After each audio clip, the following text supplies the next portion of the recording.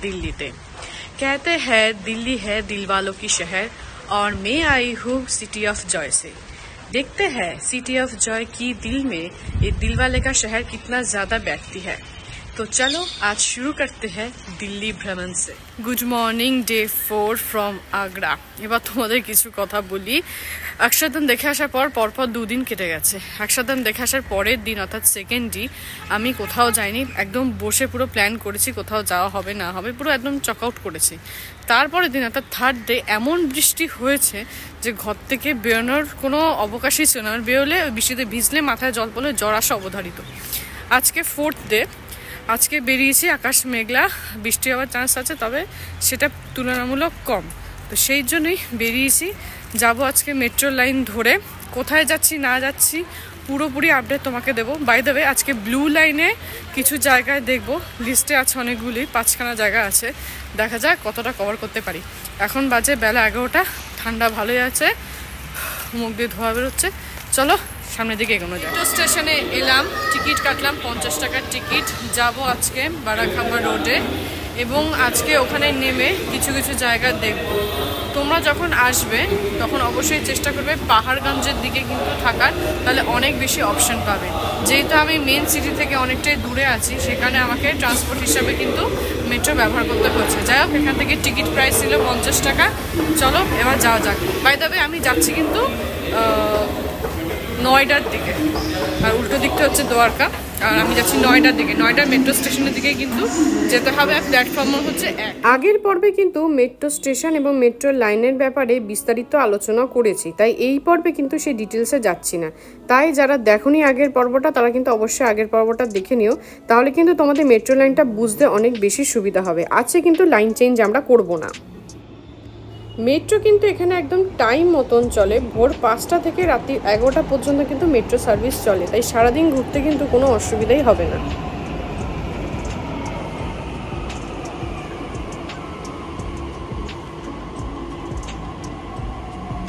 বসে পড়ি, কি করবো, দাঁড়িয়ে থাকে এবার কি হবে।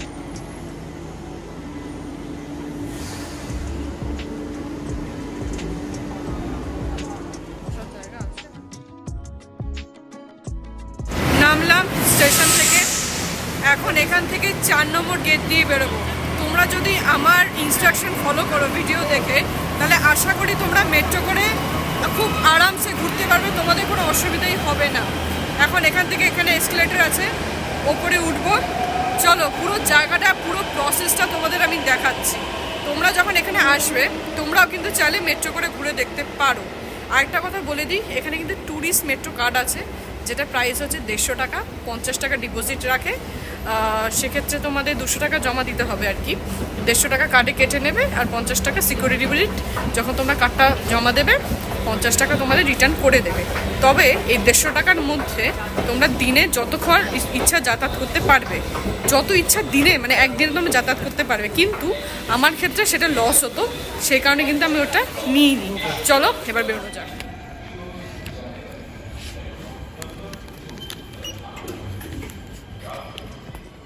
এই যে 4 নম্বর গেট দিয়ে আমরা বেরোবো, এরপরেই কিন্তু বারাখাম্বা রোড এবং কনট প্লেস।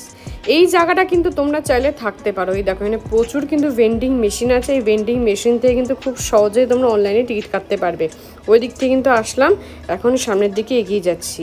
তোমরা যদি কনট প্লেসে বা রাজীব চকে থাকো তাহলে কিন্তু তোমাদের ঘুরতে ফিরতে অনেক সুবিধা হবে।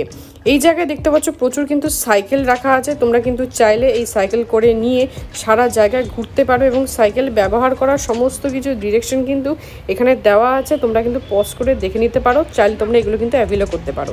মেট্রো স্টেশন থেকে বেরিয়ে পেছন দিকে আসতে হবে, অ্যাপ্রক্স 900 মিটারের মতন হাঁটলেই কিন্তু চলে আসবে আমাদের গন্তব্যস্থল। এখন অনেকটা কিন্তু হেঁটে এগিয়ে গেছি, তোমরা চাইলে কিন্তু গুগল ম্যাপের সাহায্য নিতে পারো। চলো সামনের দিকে এগোই। আজকে ওয়েদারটা বেশ ভালো লাগছে, কারণ ঠান্ডাটা বেশি, চারিদিকে মেঘলা, একদম ফগি ফগি ব্যাপারটা আছে। ওই যে ওখান থেকে একদম মেট্রো স্টেশন থেকে বেরিয়ে এই অবধি এলাম, এখন এই দিকে যাবো। আমাদের পুরো এল শেপের মতো রাস্তাটা কিন্তু একেবারেই ইজি। জাস্ট ওটা হচ্ছে বারাখাম্বা রোড, ওখান থেকে এসে এই মোড়ে এসে এই দিকে যাচ্ছি।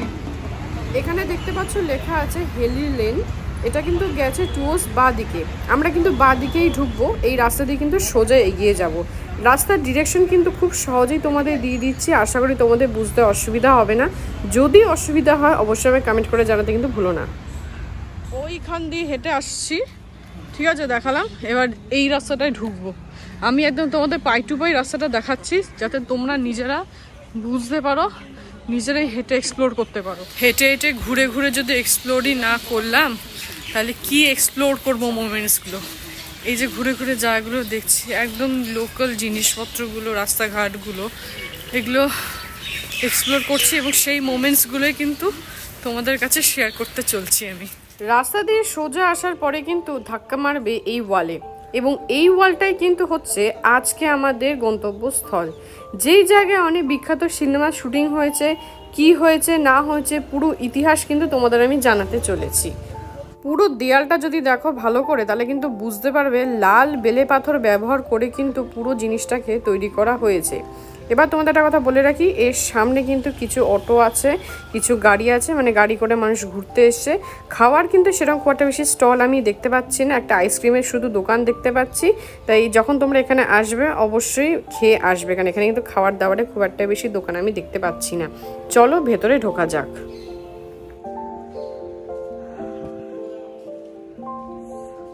এখানে ঢুকতে কিন্তু কোনো রকম কোনো টিকিট লাগে না, তাই তোমরা ফ্রি অফ কস্টে কিন্তু এই জায়গাটা ঘুরতে পারো। প্রথমেই বলি, এর কিন্তু ওপেন টাইম হচ্ছে সানরাইজ এবং ক্লোজিং টাইম হচ্ছে সানসেট। মোটামুটি ধরো সকাল 6টা থেকে বিকেল 5টা অবধি খোলা থাকে অ্যাপ্রক্স, এখন ডিপেন্ড করছে সানরাইজ এবং সানসেটের মধ্যে। পৌঁছে গেছি কিন্তু আগ্রাসন কি বাউলিতে। এখানে কিন্তু অনেক কিছু লেখা আছে, তোমরা কিন্তু চাইলে ভিডিওটা পজ করে পড়ে নিতে পারো। আগ্রাসন কি বাউলি কে তৈরি করেছে সেই ব্যাপারে ঐতিহাসিক কোনো নথি না থাকলেও মনে করা হয় আগারওয়াল সম্প্রদায়ের পূর্বপুরুষ আগ্রাসেন তিনি তৈরি করেছিলেন। বর্তমানে এই স্থাপত্যটি 14 দশকে কিন্তু তৈরি করা হয়েছে, যা মূলত তুঘলক বা লোধি আমলের পুনর্নির্মাণ করা হয়েছে।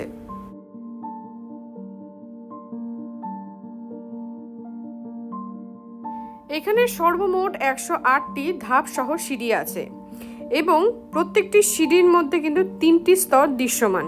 প্রত্যেকটি স্তরের দুদিকেই খিলানযুক্ত কুলুঙ্গি দিয়ে রেখাযুক্ত করা হয়েছে।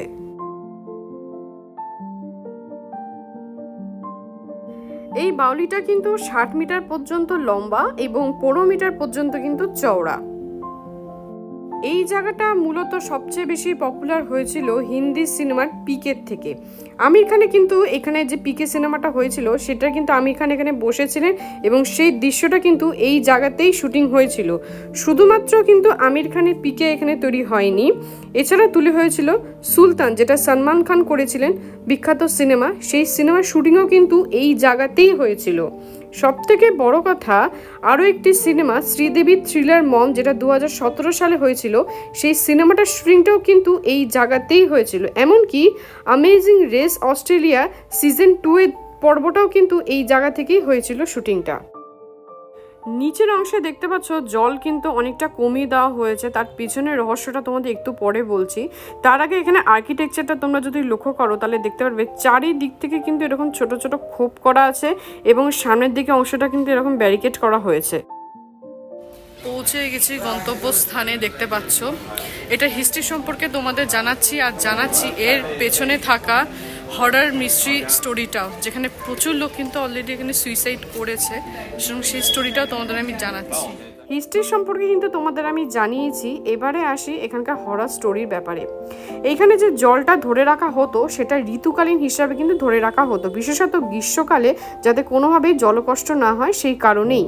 এবার এখানে যেহেতু জল রাখা হতো সেই জলটার রং ছিল নাকি সম্পূর্ণ কালো, তো সেই কারণে একে ব্ল্যাক ওয়াটার বলা হতো। তো এই জলটার সামনে যে কেউ গেলে কিন্তু জলটা তার দিকে আকর্ষিত হয়ে আসতো এবং সেই মানুষটি কিন্তু জলে ঝাঁপ দিয়ে আত্মহত্যা করতেন। এর ফলে এই জায়গাটি প্রচুর নাকি অতৃপ্ত আত্মা ভরে গেছিলো এবং যেই এখানে আসতো সে তাকেই নাকি টানতো। আর ঠিক এই কারণে এখানে কিন্তু সামনে একটা ব্যারিকেড করে দেওয়া হয়েছে এবং এর সামনের দিকে এগোতে দেওয়া হয় না। তবে পুরো ঘটনায় কিন্তু শোনা, কতটা সত্যতা আছে সেই বিষয়ে কিন্তু আমার জানা নেই। দেখালাম পুরো জায়গাটা, বললাম কি কি বৃত্তান্ত, অনেকটা বেশ সিঁড়ির নিচে নামতে হয়। এবারে চলো এখান থেকে বেরোচ্ছি, যাবো এবার নেক্সট স্পটে। এক জায়গায় বেশিক্ষণ থাকলে তো সব জায়গা দেখা যাবে না, চলো জলদি জলদি যাওয়া। নেক্সট স্পটের নাম হচ্ছে জন্তর মন্তর।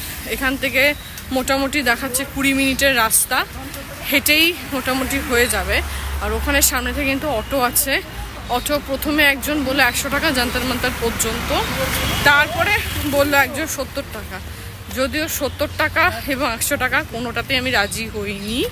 আমি বলেছিলাম 30 টাকা, তো ওরা ডিসএগ্রি করে। তো কোনো ব্যাপার না, ঘুরতে গেলে হাঁটতে হবে, আর আমার হাঁটতে বা আমাদের হাঁটতে কোনো রকমই কোনো সমস্যা নেই। চলো সামনের দিকে কোনো যাক। আগ্রাসন কি বাউলি থেকে জন্তর মন্তরের দূরত্ব অ্যাপ্রক্স 1.4 কিলোমিটার। হেঁটে তো বললাম 20 মিনিটের মতন সময় লাগবে, গাড়ি করে বা বাইক করে আসলে কিন্তু 5 থেকে 7 মিনিটের মতো সময় লাগবে খুব বেশি হলে। এই রাস্তাতেই কিন্তু পড়বে জনপথ মার্কেট। তো যারা শপিং করতে চাও তারা অবশ্যই কিন্তু জনপথ মার্কেট ভিজিট করতে পারো। আরও একটা কথা বলি, তোমরা কিন্তু চাইলে এই জায়গায় অর্থাৎ কনর প্লেসে কিন্তু থাকতে পারো, কারণ এই জায়গায় যদি তোমরা থাকো তাহলে সমস্ত কিছু যেই জিনিসপত্রগুলো আছে দেখা, সেগুলো কিন্তু অনেক কাছাকাছি হয়ে যায়। আমার ক্ষেত্রে যখন মেট্রো করে আসতে হচ্ছে সেক্ষেত্রে কিন্তু টাকাটা এক্সট্রা বেশি খরচা হচ্ছে। আর তোমরা যদি কনর প্লেসে থাকো তাহলে খুব সহজেই অটো একটা রিজার্ভ করে চারিদিকটা কিন্তু ঘুরে দেখে নিতে পারবে। আমরা কিন্তু 20 মিনিটের অনেক আগে গন্তব্যস্থলে পৌঁছে গেছি। এইখানে দেখো লেখা আছে মহারাজা সরাই জয় সিং 1699 সাল থেকে 1743 সাল পর্যন্ত এর মধ্যে কিন্তু এই যন্তর মন্তরটি তৈরি করেছিলেন। এবারে তোমাদের টিকিট কাটার ব্যাপারটা দেখিয়ে দিই। যারা ক্যাশলেস টিকিট কাটবে অর্থাৎ অনলাইন পেমেন্ট করবে তারা কিন্তু এই কিউআর কোড স্ক্যান করেই কিন্তু টিকিট কাটতে পারবে। এবং যারা এইখানে দেখো লেখা আছে যারা ক্যাশলেস পেমেন্ট করবে ইন্ডিয়ানরা তাদের জন্য 20 টাকা, ক্যাশ পেমেন্ট করলে 25 টাকা, ফরেনারদের জন্য 250 টাকা ক্যাশলেস, এবং ক্যাশ দিয়ে করলে কিন্তু 300 টাকা পার পার্সন। পুরো কিন্তু এখানে দেওয়া আছে। যারা ভিডিওগ্রাফি করতে চায় তাদের ব্যাপারে কিন্তু এখানে দেওয়া আছে, এবং সানরাইজ থেকে সানসেট পর্যন্ত কিন্তু এই টাইমিং। আমার টিকিট কাটা কমপ্লিট, দেখতে পাচ্ছ এই হচ্ছে টিকিট। এই টিকিট নিয়ে কিন্তু এবার আমি ভেতরে ঢুকবো। ভেতরে ঢোকার সঙ্গে সঙ্গে কিন্তু এই যে সিকিউরিটি কাকু আছে উনি কিন্তু আমার টিকিটটা চেক করবেন।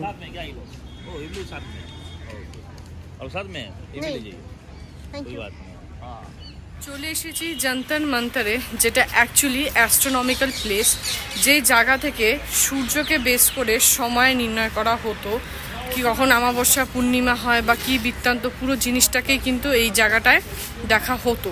এই ইতিহাস সম্পর্কে তোমাদের আমি জানাচ্ছি, আর সঙ্গে এই জায়গাটা সম্পর্কে তোমাদের দেখাচ্ছি। তাহলে চলো তোমাদের দেখাই জন্তর মন্তর। প্রথমবারের জন্য যখন আমি যন্তর মন্তর শব্দটা শুনেছিলাম আমার কিন্তু মনে হয়েছিল যন্ত্র দিয়ে মন্ত্র তৈরি করা অথবা মন্ত্র দিয়ে যন্ত্র তৈরি করা। জোকস অ্যাপার্ট, কিন্তু আমার প্রথমবার যখন আমি ইতিহাসের বইতে নামটা পড়েছিলাম আমার কিন্তু এই রকমই একটা কিছু মনে হয়েছিল। যাই হোক, আজকে কিন্তু এই জায়গায় এসেছি, জায়গাটা কিন্তু ভীষণ সুন্দর। প্রত্যেকটা জিনিসের সঙ্গে আমার যতটা জ্ঞান আছে বা আমি যতটা জানতে পেরেছি সেই জিনিসগুলো দিয়ে কিন্তু তোমাদের আমি জানাবো, বাকিটা কিন্তু তোমরা নিজেরা এসে দেখে নিও। তাহলে চলো এই জন্তর মন্তরে কতটা আমরা কি জানতে পারি, দেখতে পারি, অ্যাস্ট্রোনমিক্যাল ব্যাপার স্যাপারগুলো সেগুলো তোমাদের আমি দেখাই। এই যন্তর মন্তরের মানমন্দিরের মধ্যে 4টে স্বতন্ত্র যন্ত্র আছে: সম্রাট যন্ত্র, জয়প্রকাশ, রামযন্ত্র এবং মিশ্র যন্ত্র। এই 4টে ছাড়াও কিন্তু আরও অনেকগুলো যন্ত্র আছে, তবে এই 4টে যন্ত্রই কিন্তু প্রধান।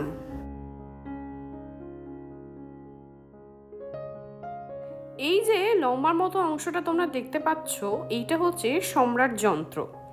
এটি জয়সিংহের সবচেয়ে গুরুত্বপূর্ণ সৃষ্টি এবং এটির মানমন্দিরে কেন্দ্রীয় কাঠামো হিসাবে অবস্থিত।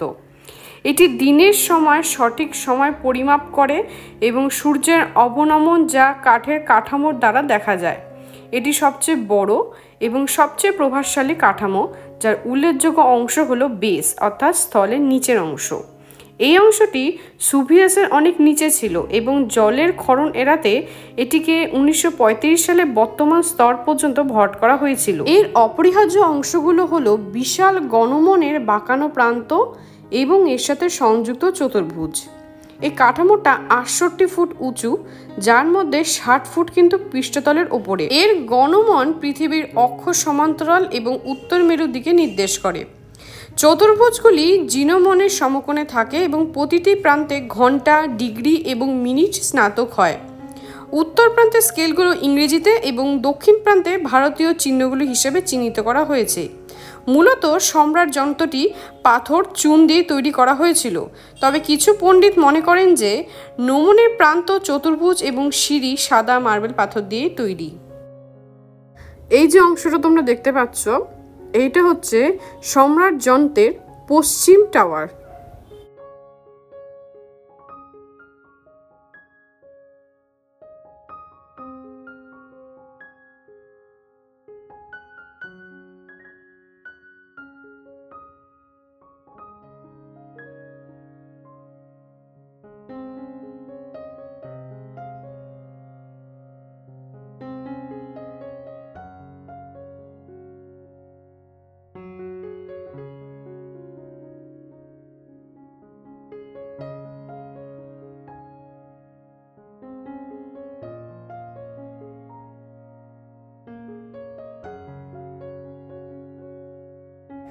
এইখানে মাঝখানের যে অংশটা তোমরা দেখতে পাচ্ছ একদম গগনচুম্বির মতন উঠে গেছে সিঁড়ির মতন বেশ করে, এই অংশটা হচ্ছে সেন্টার টাওয়ার অফ সম্রাট যন্ত্র, অর্থাৎ সম্রাট যন্ত্রের এটা হচ্ছে একদম মিডিল টাওয়ার বা সেন্টার টাওয়ার।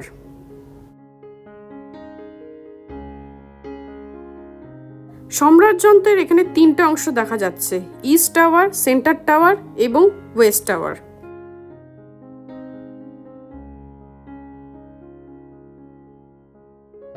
এই যে সেন্টার টাওয়ারটা দেখতে পাচ্ছ, সেন্টার টাওয়ারের পূর্ব দিকে যে অংশটা সেটা হচ্ছে ইস্ট টাওয়ার অফ সম্রাট যন্ত্র, যেটা কিন্তু সিঁড়ির মতো এরকম বেঁকানো।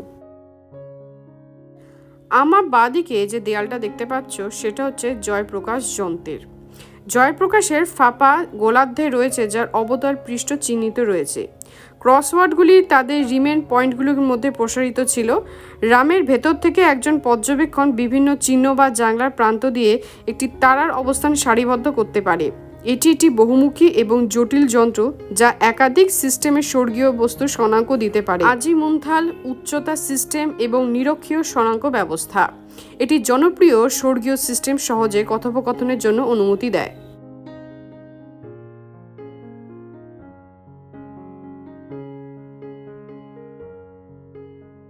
এই যে জয়প্রকাশ যন্ত্র, যেটা এক্ষুনি তোমাদের ভেতরটা আমি ওই দিক থেকে দেখালাম, আর এই যে জয়প্রকাশ যন্ত্র তার ঠিক উল্টো দিকে যে অংশটা দেখতে পাচ্ছ এইটা হচ্ছে রামযন্ত্র।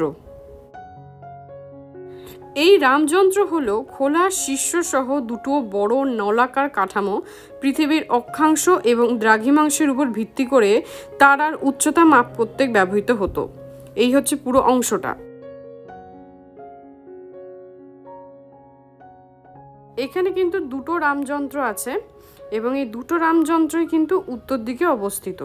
এই যে রামযন্ত্রটার ভেতরের অংশটা তোমরা দেখতে পাচ্ছ, একটা বিশাল বড় মাঝখানে নলাকার কাঠামো। এই কাঠামোর সাহায্যেই পৃথিবীর অক্ষাংশ এবং দ্রাঘিমাংশের উপর ভিত্তি করে এখান থেকে তারার কতটা হাইট অর্থাৎ উচ্চতা পরিমাপ করতে কিন্তু এটা ব্যবহার করা হতো।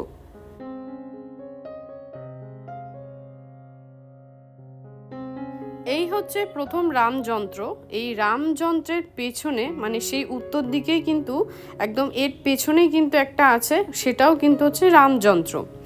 এই যে রামযন্ত্র বা অন্যান্য যতগুলো যন্ত্র এখানে আছে, এই প্রত্যেকটা যন্ত্র কিন্তু 14 শতকের তৈরি করা হয়েছিল। তৎকালীন সময়ে তিথি, নক্ষত্র, অমাবস্যা, পূর্ণিমা, বছরের কটা দিন, পৃথিবী পৃষ্ঠ থেকে তারা উচ্চতা কত, মানে এত কিছু কিন্তু তৎকালীন সময় ভাবা হয়েছিল এবং জ্যোতিষশাস্ত্র এবং জ্যোতির্বিজ্ঞানে কিন্তু ব্যবহার করা হতো। এই জায়গা থেকে কিন্তু একটা ব্যাপার খুব পরিষ্কারভাবে বোঝা যাচ্ছে যে ভারতবর্ষ কখনোই কিন্তু পিছিয়ে ছিল না, অন্তত বিজ্ঞানের দিক থেকে। আজকে কিন্তু সেটা প্রমাণিত। এই যে সমস্ত জিনিসপত্রগুলো সমস্ত কিছু কিন্তু ভারতবর্ষেই সৃষ্টি হয়েছে, ভারতবর্ষ থেকেই কিন্তু সারা পৃথিবীতে ছড়িয়েছে। তার জন্য ভারতবর্ষের বিজ্ঞান চর্চা কিন্তু অনেক গোড়া থেকেই ছিল। সুতরাং আমরা বলতেই পারি যে তৎকালীন সময় বিজ্ঞান কিন্তু অনেকটাই উন্নত পরিমাণেই ছিল। এছাড়াও এখানে কিন্তু আছে কপাল যন্ত্র।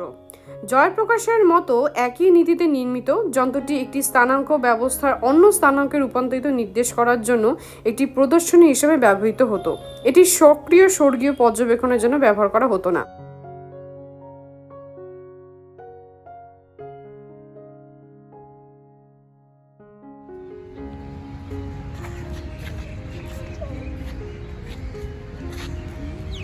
No! এই মানমন্দিরটি মূলত 1710 খ্রিস্টাব্দে জয়পুরে মহারাজ সওয়াইরাজ জয় সিংজি দ্বারা নির্মিত হয়েছিল এবং পরে তৎকালীন সময় মহারাজাধিরাজ স্যার সওয়াই মধ্য সিংজি বাহাদুরের আদেশে 1910 সালে মেজর জেনারেল হিং হাইনেস শারমিয়র দ্বারা কিন্তু এটা পুনরুদ্ধার করা হয়। নবাব স্যার মোহাম্মদ ফজিল আলী খান বাহাদুর কর্তৃক প্রদত্ত জেরুজালেমের জন ডক্টর অফ লর্ডসের হাসপাতালে order of the order hospital অবদান এবং লালা চিমনালের দারোগার ইমারত জয়পুরের তত্ত্বাবধানে ইন্দুলান তত্ত্বাবধায়ক পণ্ডিত গোকুল চন্দ্রচূড় রাজ্য জ্যোতির্বিজ্ঞানী এবং ভগরত মিশ্রের অবদানও কিন্তু এক কথা স্বীকার করা হয়েছে। এই সমস্ত কথাই কিন্তু লেখা আছে এই ফলকের মধ্যে। 1727 এবং 1734-এর মধ্যে দ্বিতীয় জয় সিং পশ্চিম মধ্য ভারতের অনুরূপ 5টি মানমন্দির নির্মাণ করেছিলেন, যা সকলেই যন্তর মন্তর নামে পরিচিত। তারা জয়পুর, উজ্জয়িনী, মথুরা এবং বারাণসীতে কিন্তু অবস্থিত।